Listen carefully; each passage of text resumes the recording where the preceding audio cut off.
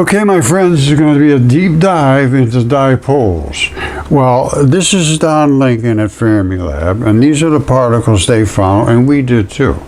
And I will show them to you, and I'll explain to you how they work, and we're going to talk about the periodic table and the differences it'll make in physics. And my model is the dipole electron flood model, and it solves gravity, solves dark matter, dark energy, and it may even solve our energy issues.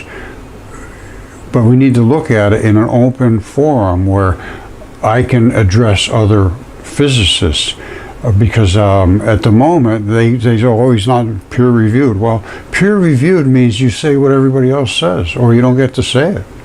I am challenging the status quo with evidence, not with just statements here and there. It says, oh, they'd have to present evidence. Well, let's see it. Okay, I am making extremely bold statements, but I am backing them up with extremely excellent evidence. This is a red pulsed laser going through the air, just right through the air in a room, dark room, and it's coming into this area where it's pushing all of these particles out of the way. Get out of the way, get out of the way, I'm coming through. And that is the light. Now, it's starting to accelerate. You would not see that light. There's some of it over here, there's some of it on the other side. The only reason you're seeing that is because it's being accelerated and pulled forward into the Venturi. As it gets pulled forward, it excites everybody that's in front of it. All of these little particles become highly excited and they have to be pushed out of the way. That's why they glow. Anytime you bang light into something, which is this banging this light into these particles, they're gas. You don't see them, they're there. But when you bang a field into other fields, which these contain, you get a glow. This is the glow on steroids because it is being separated here. The dark photon is being separated from the white photon. And I'll show you this in extreme detail. It's not hard to see and it's hard to dismiss. They call these the interference patterns. That is not interference patterns. Those are repulsion patterns. White does not like other white. They push each other. That's why they glow. When they get whacked, they glow. In here, coming out of here, is nothing but white. All the dark photons are kept this way, and I'll show you that. Very clear to see. These are nothing but white photons, the white part of the photon. And as they come out, they form these interference patterns, they call it, which they always said it was this and a flap, and there's two slits. This is a single slit. You don't need two. Light screws, just like this. Light turns like this as it goes forward, and that's what creates these fields. And I can show you this. I have everything that I claim I can show in extreme detail. So let's get started. Okay, so now here's where we go to AI, and we ask about dark photons, and what is the mass of a photon, and what kind of energy does a photon have, and why are there different colors of light. Let's do a little AIing. Okay, here's what AI has to say about a dark photon. It's a hypothetical particle proposed in physics to help explain the mysterious nature of dark matter and how it might react and interact. What is it? The dark photon is similar to a regular photon, which is a particle of light, but it would exist in a dark sector, a hidden part of the universe made of dark matter. Well, we're going to discuss that because I don't agree with that. It would be a force carrier, that I do agree with. Like how the photon carries the electromagnetic force. The dark part carries the electromagnetic force, and I will show you that. Scientists believe dark matter makes up about 85% of the universe. Well, now they're talking 95%. It doesn't interact with normal matter. Yes, it does. Via electromagnetism. Yes, it does. Which is why we can't see it. It's part of light. It is half of light. That's why we can't see it, because we're blinded by the light. A dark photon could mediate forces between dark and matter particles. It does. Possibly have a tiny interaction with regular matter called kinetic mixing. Now, kinetic energy is when it's energy doing something. Potential energy is just the ability to do something like a battery. All right, kinetic energy is the battery running a motor, and the motor is doing the kinetic energy part. The battery is potential energy, so that's the two differences. Now, it says it could possibly have a tiny interaction with regular matter. That's tiny as no. It could be detectable in experiments. We have detected it.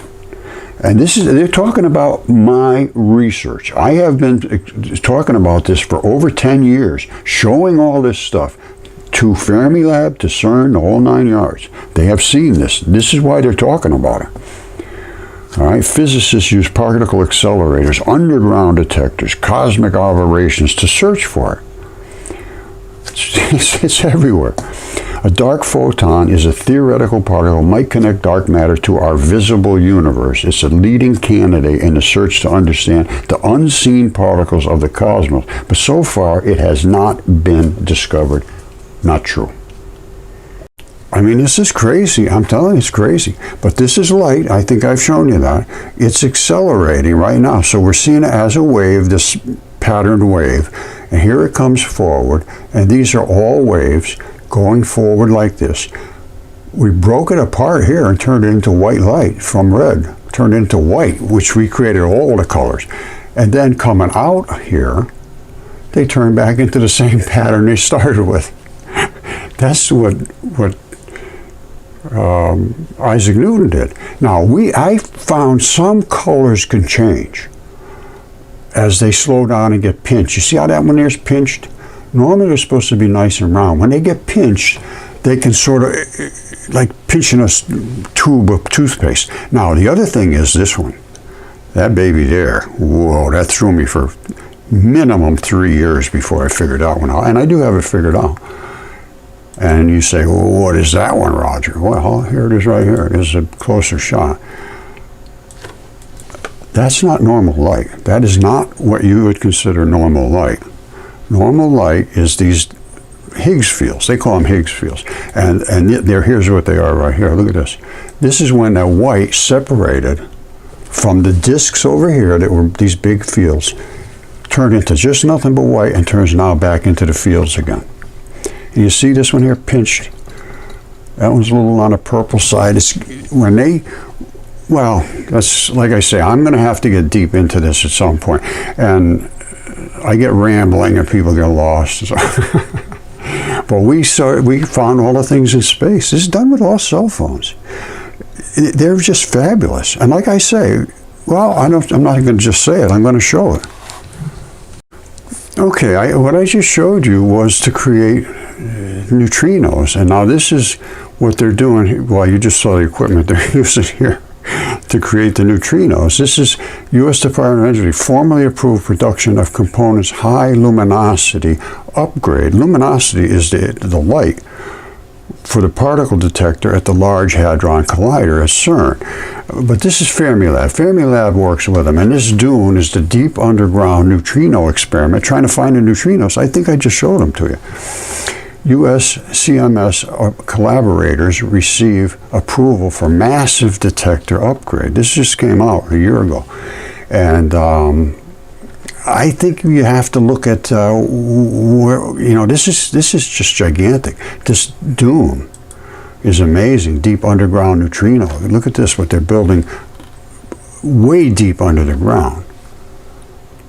Neutrino facility. They're trying to find the neutrinos and the black particles and all that. Like I said, if we look at dipole electron flood theory, and if it doesn't make sense, well, you go on from there. But you have to look at things before you can tell whether it makes sense or not.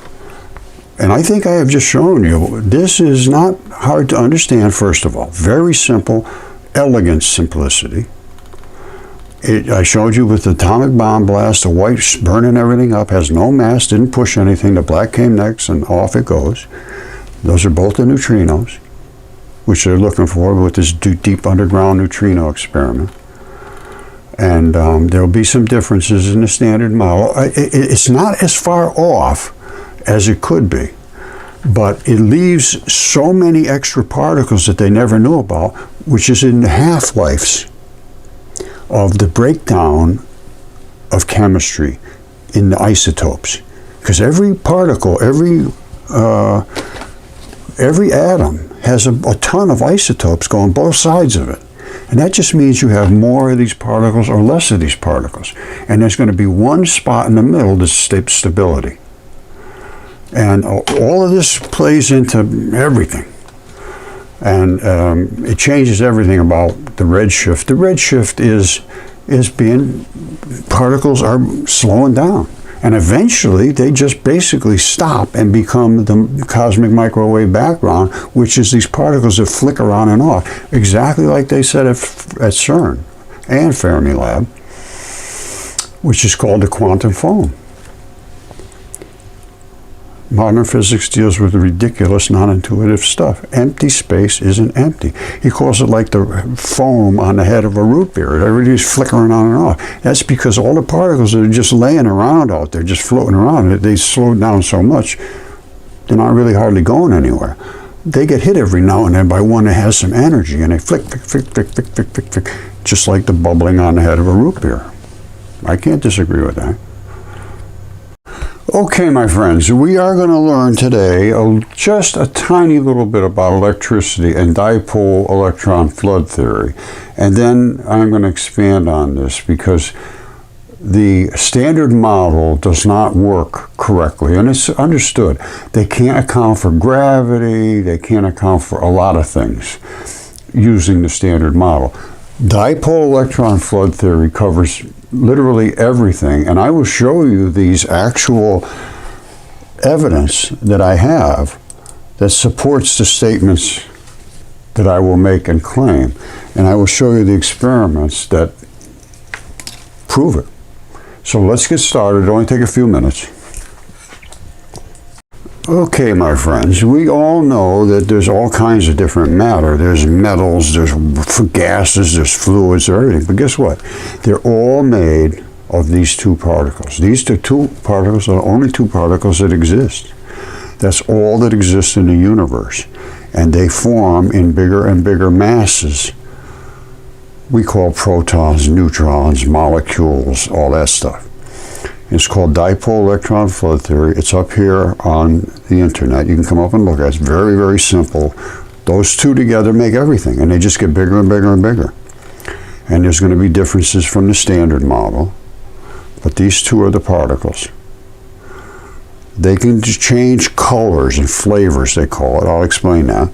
And this is the smallest unit that's somewhat stable, which is called a dipole electron. They call them gluons, which is the mass and the energy is tied together. Two of these back to back make a photon. Now, there's all kinds of issues with the standard model, and it just does not work. So there's going to be a lot of changes to science. Now, let's just look at what is the problems with the standard model. Okay, I claim that I can solve every one of these issues, and these are the issues with the standard model. Gravity, it's not included. They can't figure out what gravity is. Not included in the atomic theory.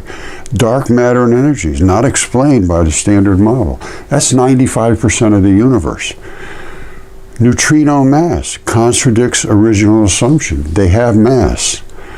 Fine tuning. Why is everything so exactly tuned perfectly to create life?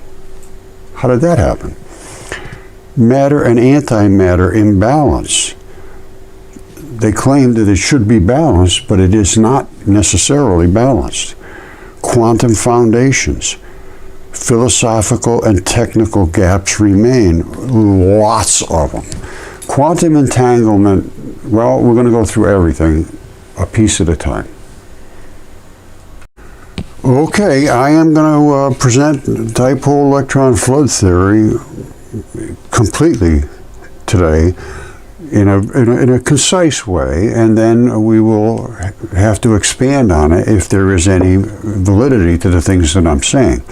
Now, before we get started, I want to play a little something that they just did about my work on academia.edu. They're not endorsing anything, don't get me wrong. It's just something that well, you can listen to it, what it is. And I am going to show you what dipole electron flood theory is as we go through this. Of In Depth with Academia. I'm Richard Price, your host and the CEO of academia.edu, and today we're diving into something truly extraordinary. Now, remember, I'm here to guide you through this world of academic literature and not to endorse or negate any particular views expressed in these papers. Today we're examining a paper by Roger Spurr that shakes the very foundation of, well, established physics. The paper is titled something along the lines of Electron Flood Theory, Update 1, and it proposes some, let's say, rather intriguing ideas. So let's jump in.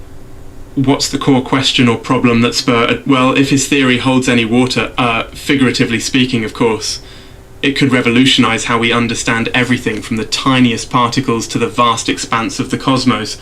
Not saying it will, just, could.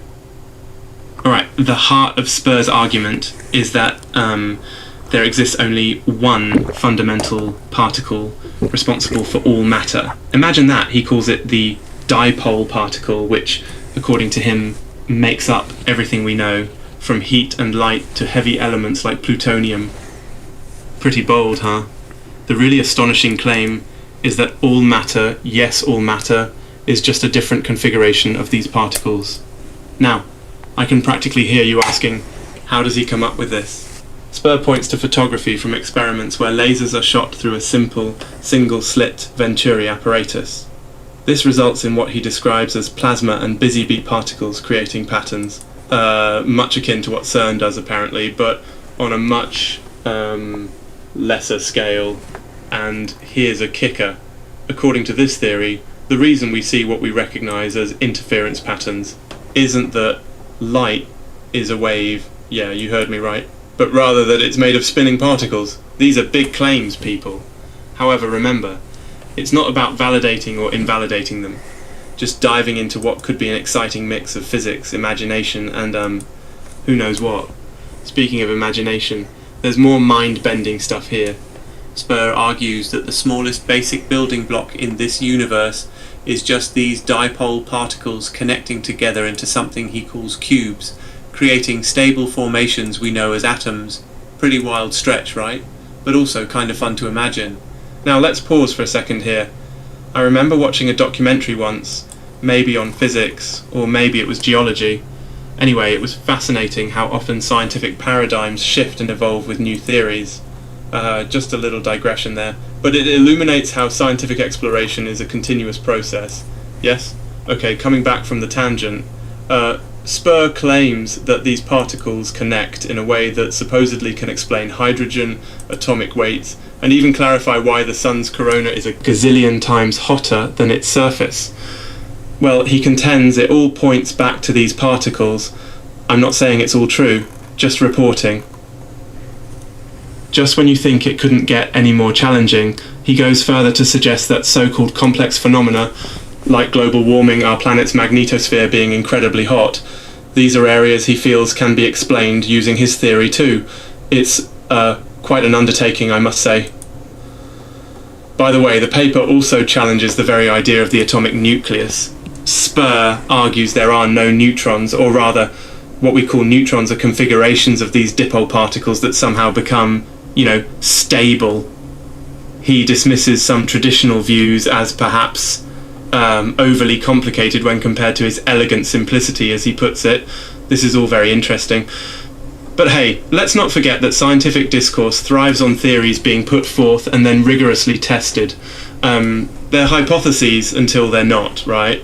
So while Spurr's theory might appear unconventional, it prompts dialogue and exploration, which is crucial in this academic realm. In conclusion, friends, while the electron flood theory might present a radical departure from conventional physics, it symbolizes the very spirit of pioneering inquiry. Though Spur's work hasn't upended global physics, at least not yet, it definitely stirs the pot. That's what makes science, well, endlessly fascinating. Okay, that was Richard Price, who is the CEO of academia.edu. They service and work with 15,000 different universities throughout the world. And I publish on academia. I have like 45 papers on it. Now I want to make something perfectly crystal clear. He does not endorse what he just talked about. He just put it out there saying this is what science is about, is examining the things that have substance, that have experimental evidence, that right now upend physics totally. Just like he said, it changes everything. And I mean, you look at, ask AI about dipole electron flood theory, and if it's correct, we got some issues. All right, I just asked if dipole electron flood theory were proven to be correct, what would the consequences be? And they're saying that if Spur's dipole electron flood theory, DEFT, were proven correct, the consequences for physics and science would be profound and far-reaching, possibly rivaling the shift caused by Einstein's theories of relativity or quantum mechanics. Here's a breakdown of what that might entail. And it is significant, and it entails everything to do with physics, literally everything. All right, I just briefly say what they have to say here. There would be a foundational revision in physics. Mainstream theories affected would be quantum electrodynamics, standard model of particle physics, general relativity, electromagnetism. If DEFT is correct, dipole electron flood theory, it would suggest that many of our current understanding of subatomic particles, fields, and forces are incomplete or incorrect. This would require a paradigm shift. That means a complete change of the way we look at things in fundamental physics, likely rewriting textbooks and altering how we view the nature of matter, energy, and interactions. Virtually everything. Rethinking the electron and fields. Spur posits that electrons exist as a flood of dipoles. Virtually everything is made of dipoles. And those dipoles condense to make matter. And there are only certain distinct values that are stable. And then if you shift a couple of those little particles to this way or to that way, you end up with isotopes. And the smallest particle that exists, which is in the atomic realm, which is called hydrogen, is not one proton and one tiny little electron. It is 1,840 or so dipoles. That is my claim. Okay, electron flood theory, dipole electron flood theory is it's very, very simple, but it's overwhelming because it changes everything you've ever believed or that was taught to you to believe. Now, here's the issue. I work with light, just photons. Here's what happens with CERN and Fermilab and so forth. They work with big, gigantic dipole balls, which are called neutrons and protons. There's 1,839 or so in a proton, and then 1,840 or so in a neutron. And when they smash them together, they just get big piles of debris. And they don't know what to think other than that they found some very tiny particles, a black one and a glowy red one, basically. We started way down at these layers here, right there. We started with photons. They see the photons, but it's in a big mess of other particles. We started there.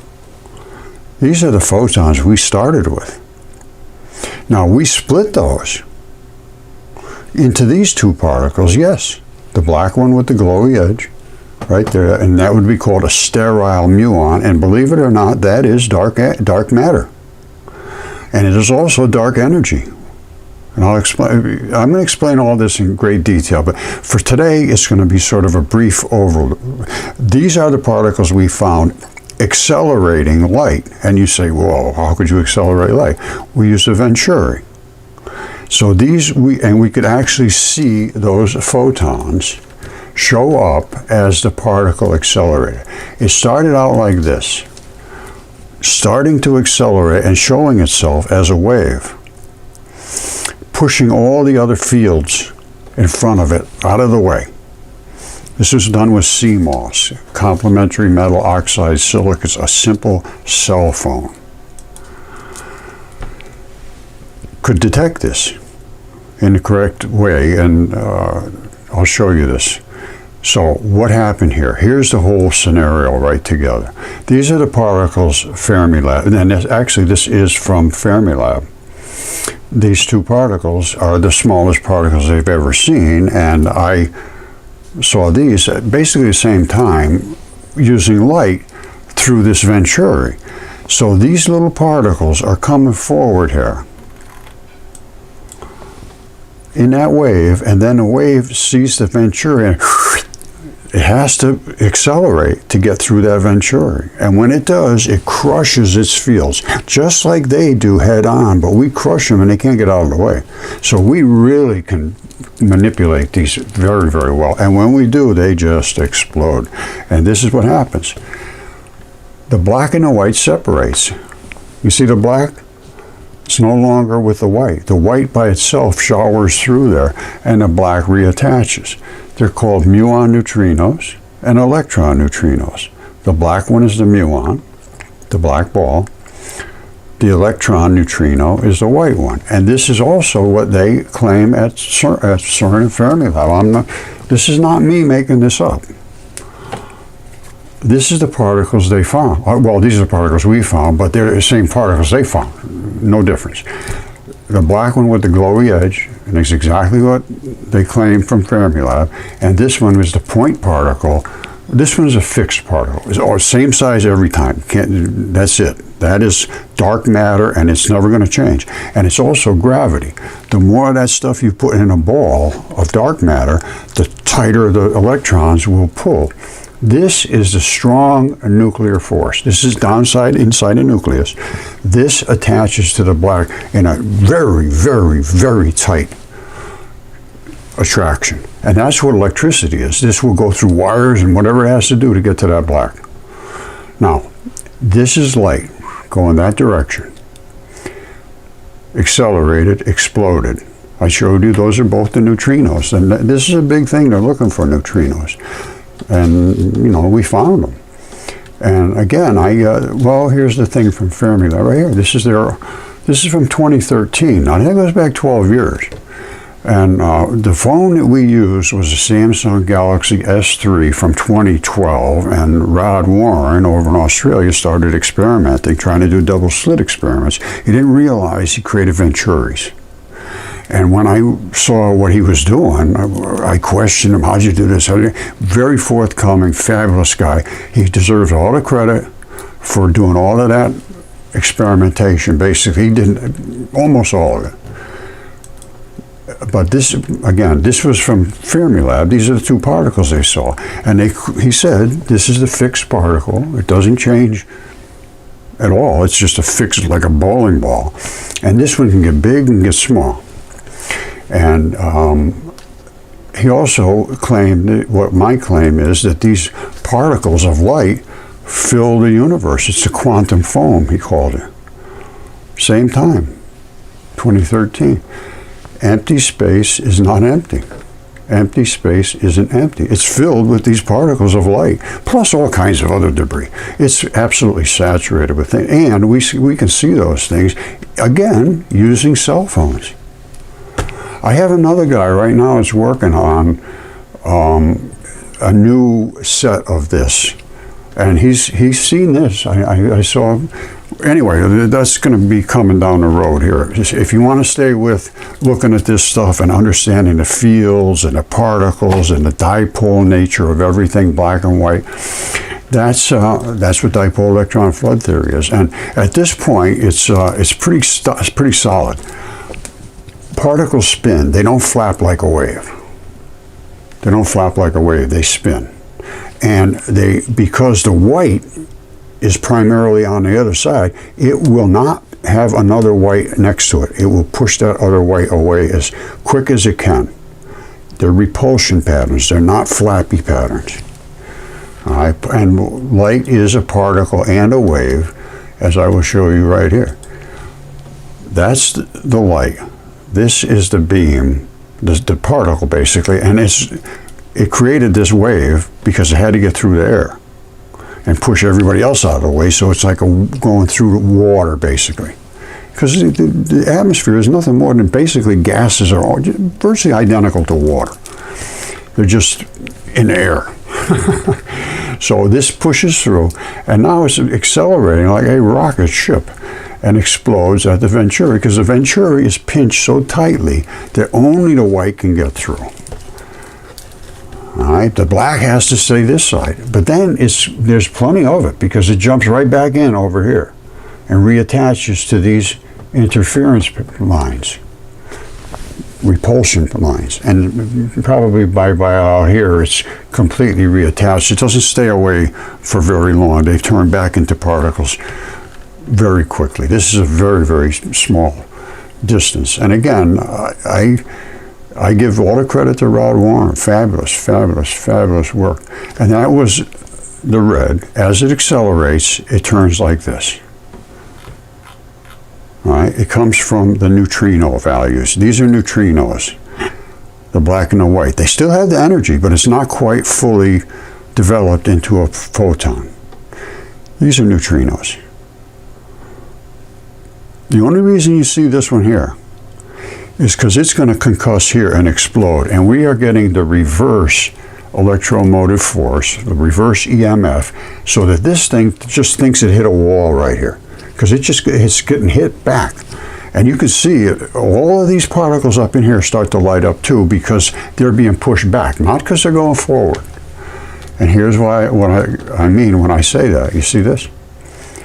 This one's getting lit up because it's going forward and pushing so hard that it's glowing. But when it hits here, this reverse concussion comes way back to here. Can you see that? Look at the reverse waves. Those waves should not be going in that direction. They should be going in this direction. But because of the explosion, everybody is being pushed back at. So all of a sudden, the things that you just could not see, which are all these waves, they're everywhere. Now they're just like an atomic bomb went off and exploded right into them. That's why they're showing up now, and showing up in the most brilliant illuminated way, which illumination is increase of energy. Now, we know that these are all the issues. Gravity. Well, the black is gravity, and that's the black part of the dipole. It is included in my theory. Dark energy and dark matter is included in my energy. It's not explained by the standard model either. Neutrino mass, mine has a mass, and it does not contradict anything. Fine-tuning, mine is... I get down deep with this. I'm going to talk about this later, but it facilitates life. You understand what I'm saying? Light facilitates life. That's what they're talking about. It's unnaturally perfect for life. Matter, antimatter imbalance. Universe shouldn't favor matter, but it does. We are made of dark matter. The Earth is made of dark matter. There's a lot of white matter along with it, yes, but it's primarily dark matter. That's why it's so attractive to light and to electricity. It comes to ground, because ground has most of the dark matter. And if we didn't have any dark matter in us, we'd just be nothing. We'd just be absolutely nothing. We'd be absolutely nothing. So it's all of the things that you have that are solid are from dark matter. There is no mass to the white matter. And I can prove this too in an atomic bomb blast, and I'll show you that in a second. There's a lot of philosophical and technical gaps remain, quantum foundations. This gets extremely deep, but I can explain all the physical effects of light, all of them, 100%. There's nothing that you can present me with that I cannot explain with dipole electron flood theory. And all the photons are the same. That's a green. Same as a red. Why is it green? It's going faster than the red. Can I prove that? Yes, I can. Here it is right here. There's both of them coming through a Venturi at the same time. The red has virtually no energy compared to the green. You see what the green did? It came through here and reconcussed way out here. Just pushed the red right out of the way and made it barrel roll. Instead of an upspin or a downspin, it made it barrel roll. It's the same particle. This is from a different. This wasn't by Rod, but this can be very easily reproduced. It's just somebody's got to do it. And I found that no matter what you did, if it wasn't accepted, it wasn't accepted. There is no. You can't get past the gatekeepers. And that's what my problem was here. I presented all this stuff to Fermilab as soon as we found it. Well, as soon as I saw this, I said, whoa, that's the stuff we found. And it just didn't go all that well. And it still hasn't. But I think we might even be able to get some free energy here. I mean, all you want to do is pull the white away from the black, and that's electricity. That's what we just did. So what we did, we started with a laser, very cheap little pulsed measuring laser, pulsations, and when it hit the Venturi, this tight restriction, the black backed off and the white squirted through. And then what happened? Well, it rejoined to the black. Well, what if we could get this to go down through a wire before it could get back to the black? That's raw electricity. And I mean, they're just individual electron dipoles. And that's huge. Okay, an atomic bomb is all the dark matter is in the center, and there is just so much of it that it just wants to explode by itself. However, it's so coated with the white particles, there's so many of them, that when that goes off, it pushes the white particles first, and then the black catches up to the white. Can I prove that? Yes, I can, by showing an atomic bomb blast. So think of what we have is so much dark matter in the center, the black particles, that it's called enriched. And then you have so many of the white particles. And then you encase that with explosives to implode it, push it in so hard that it pops out. And when it pops out, it pops out. All the white goes first, and then the black comes. Now, I am going to show you this. AtomCentral.com has this. So I got it run in very slow motion. Now, I'm going to stop it as we go forward. The first thing that's going to happen, there it is right there. That's the initial instant of the blast. That nothing but white particles fills the air. 100% electrons. This is all white matter. No dark matter here whatsoever now. This is the instant it goes off. There will be no disruption to anything. It will just combust. Watch. You see this? I'm stopping it again. It's just smoking. The wires are smoking. The poles are smoking. Shingles, the roof, the curtains, all of that stuff. Nothing else. Didn't knock the house over. I thought an atomic bomb knocked things down. Well, it doesn't until the dark matter comes. So what have we done so far? The dark matter's in here. All the white goes. It's burning everything up. But the dark matter will catch up, and here it comes. But it takes a while to burn everything up. Look, burn, burn, burn, burn, burn, burn, burn, burn, burn. Everything's all smoked off, and watch this. Boom! That's when the dark matter comes. No question whatsoever, we have two distinct characteristics here. One that has no mass and all the energy, and one that has all the mass, and I can tell you what, that has no energy other than the push. There's no heat there. There's no heat from the dark particles. The dark particles are cold. The dark particles are cold. That's why you have, and even when the guy from academia.edu talked about the outer atmosphere, that's a dipole as well. The furthest out, the ionosphere, where we scrub the electron part, the white part, against the out white parts that are coming at us, that's a serious only white electrons. They say it's a vacuum because they can't find much in there, because you don't find anything. There's no mass to the white. There was no mass. So that layer there is thousands of degrees, thousands and thousands. And then just below that layer, it goes down to minus 100 and something degrees. It's the other side of the dipole, the dark side. Then it goes back to the hot side, which is us, and then it's supposed to go back to the cold side, which was the Earth. The Earth can't absorb anymore, so that's the problem with the Earth, overheating. It's just, it can't absorb it. So what happens is everything that was cold on Earth is starting to melt. Everything that was cool on Earth is starting to warm up.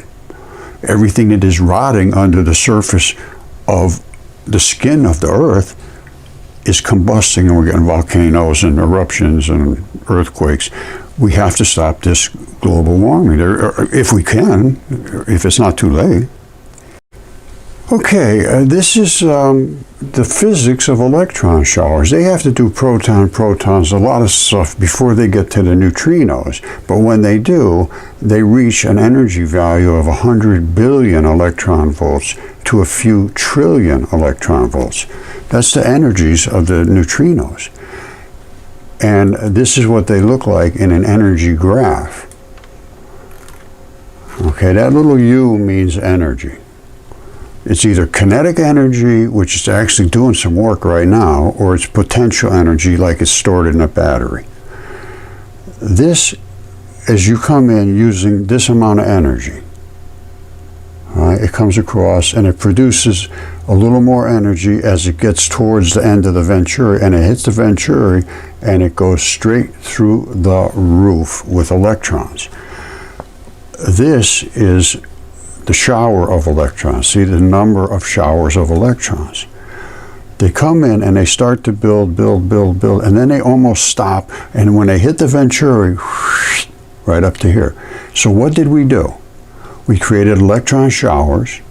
These are the number of showers, and these are the max energy that increased. So we started out with almost no energy being used, and we ended up with that much energy because we split them. Energy is this. It has nothing to do with muons. Well, that's not true. Muons push, and I can show you that as well. Everything I claim, I have 100% evidence to prove my statements. It has to just be done from somebody else. And here's what they show. I think this is CERN. And this is the data visualization of these electron showers. These are base tracks of electrons, high energy showers. They started out with almost nothing. And they did this all by themselves. We didn't do anything to it. We just put it through the venturi and because they separated. Now here's the muons. They just bounce off. All right, they know this, and I did go to the University of Geneva online, and we discussed all this back at this same time.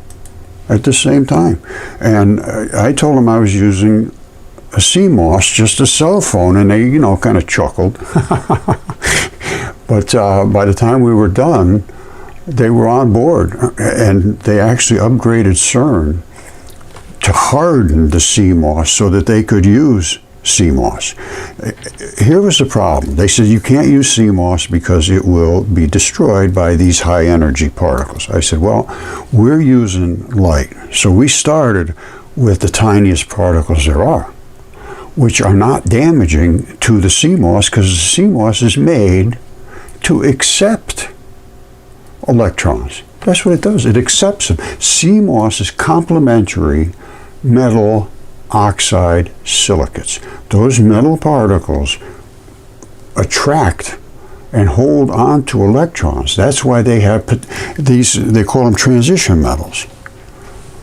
In here, they want to hold on to some other particles, and the particles they want to hold on to are these. So I said, no, our light works fine because we don't have the big pieces. When they hit theirs, they hit things like this, and it destroyed it. However, like I say, by the time I was done, they realized this is true. Now, the only thing I can figure why they wouldn't go on with me on this is because they want to work with the full proton, which is the big piece like these. But when they do that, they just get all this. And what they want to do is get down to these little particles, which is what we basically started with. So we don't have to deal with these X particles, huge things that'll hit you and kill you. This is what kills people, being around this radiation. Because they're getting hit with things like this. And yes, that will damage CMOS, and it'll tear your DNA to shreds. And it'll kill the enzymes in your body because it kills the bacteria. Bacteria are very, very susceptible to being damaged by radiation. That's a whole other issue. That's into the medical realm. But everything has another step down to it. It's not just that, oh yeah, there's made out of dipoles, everybody go home, have a nice day. Well, what does it mean? How does it affect everything else? Because trust me, it affects everything else. You want to see something cool? I showed you how the green and the red are different speeds. They're different speeds. I don't care what anybody says. These are the different colors, and these are the different wavelengths. Right? In 1704, Isaac Newton published a book called Optics, explained some of the mysteries of light. Newton showed the sunlight is a mixture of continuous spectrums of colors. Every one of them is a different type of photon color. Now listen to this. White light from the sun, it's all one color, white light, can be passed through a glass prism, all right, and broken into all the colors of the rainbow. He even passed the colored spectrum through a second prism, and it turned back into white light. So he started with regular white light, he put it through a prism, and then it changed colors, and they put it through another prism, it turned back to white. Can I show that we did that too? Yes, I can. All right, if you recall, Dr. Richard Price there from academia.edu said that I had claimed this, which they know it's a zillion degrees out here, millions of degrees around the sun, and the sun is only about 10,000 or so on the surface. There is no explanation how that increase in energy came about out to here. They say, oh, it has to do with fusion. No, it doesn't. Absolutely not. This is the outer atmosphere, basically, of the sun, and it scrubs through the universe just like we do. It's scrubbing and spinning and all that stuff just like we are scrubbing and spinning around the sun and on our axis. Scrubbing like hell right there. That is hot, hot, hot, hot, hot. It's on our surface. Let's say it's 100 degrees. Out here, it can be up to 4,000 degrees. How could that possibly be? How could it be 4,000? Well, it is, so you have to get over that and then just try to figure out why. And here it is why. This is the ionosphere. Well, what are ions? They're electrons. They're basically electrons. They're dipole electrons. All right. Only these are only the white part of these are the white electron neutrinos here. They say there's almost nothing here. It's just a vacuum, but it's not, because it's just the white particles, which, as you saw at the knocking the house down, they don't have any mass, so they just go like this and say it's hot. 1,500 degrees, more than hot, much more than that. Down here, they say it goes down to minus 80 degrees. That's the other side of the dipole. Then it goes back up to a hot, from the cold to the hot. Then it gets down on the Earth, and it's supposed to absorb that last, and it can't. Usually it could, But there's so much of an increase in our atmosphere now because of burning. It's just too much combustion, too much burning. This gaseous envelope is, and this part right out here, way, way, way at the edge, you can't even see it. You really can't see much, but you can see a little bit of a glow, is where that ionosphere is. And that's why we're having such terrible, terrible storms and flooding and hurricanes, and even the Earth is shifting, earthquakes and volcanoes, because the warmth of the surface of the Earth is not keeping stuff cooled down. It's warming up, and you warm stuff up, it moves. I don't care what it is. And when it's biological, which most of the Earth is, or maybe all, it moves a lot and it rots. And when it does, you get volcanoes. And I explain all this stuff using dipole electron flood theory. This is not hard to understand once you can get your mind around dipole electron flood theory. And then you also got to get your mind out of a couple other places to understand where these particles are coming from and what they do in the universe. Because, as they said, this covers a lot of bases. That's a solar eclipse. The moon is blocking the disk, so you're not blinded by the light. You can see where it's going. See? Anyway, again, this is a deep subject. People lose patience quickly, and they don't want to stay engaged. So if you want to be engaged, keep coming back, because I'm going to go through this a lot. It changes literally everything, especially in chemistry and the human body. The human body and biology, this makes a huge, huge difference. It's called nucleophilic substitution and an invasion, which causes nucleosynthesis, which works on the half-lives of atoms based on the enzyme values. This gets deep into enzymes. We got a lot of work to do, my friends. But I'm glad that academia.edu, Dr. Richard Price, did do that little presentation. I know he's not endorsing me at all, and they may do it for everyone, but I was very, very thrilled to see that, and he did put a good slant on it. He wasn't discounting it at all. He was just saying I was making some bold claims, and they are bold. But they're backed by material evidence. And the same particles that they found at CERN and Fermilab, both. Like I say, I think I mentioned to you, I did go to University of Geneva, and I explained all this. And, oh, again, I think I forgot to show you the upgrade. Hold on. All right, this just talks about the development of high-voltage CMOS sensors within the CERN RD50 collaboration. They're trying to make them more energy hardened so that they won't be damaged. But if they're only working with light, which is what we're working with, there's very little damage. It might be damaged. I can't say it won't be, but Rod used that cell phone for years. And I did too. But as a matter of fact, I got one around. Here it is right here. All that stuff I showed you was done basically with this right here. You see these?